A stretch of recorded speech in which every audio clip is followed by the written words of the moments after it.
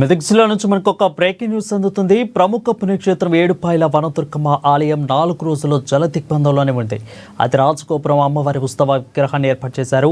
అభిషేకం, విశేష అలంకరణ చేసిన భక్తులకు దర్శనం కల్పిస్తున్నారు. సింగరులోని నక్కవాకు నుంచి వనదుర్గ ఆనకట్టకు 25,000 క్యూసెక్కుల వరద నీరు రావడంతో వనదుర్గ ఆనకట్ట పొంగి పొల్లుతుంది.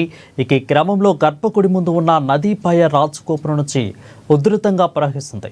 వనదుర్గ ఆనకట్ట ఆలయం వైపు భక్తులు ఎవరు కూడా వెళ్లకుండా అవుట్ పోస్టు సిబ్బంది బారికేట్లు పెట్టి పటిష్ట భద్రతను ఏర్పాటు చేశారు. వరద ఉధృతి తగ్గగానే యథావిధిగా అమ్మవారి దర్శనం కల్పిస్తామని ఆలయవో చంద్రశేఖర్ తెలిపారు. మంజీరా నది పరివాహక ప్రాంత రైతులు అప్రమత్తంగా ఉండాలని, మత్స్యకారులు ఎవరూ కూడా చేపల వేటకు వెళ్లకూడదని నీటిపారుదల శాఖ డిఈ శివనాగరాజు హెచ్చరించారు. ఇక వరద ఉధృతి తగ్గగానే యథావిధిగా అమ్మవారి పునఃదర్శనం కల్పిస్తామని ఆలయవో చంద్రశేఖర్ తెలిపారు.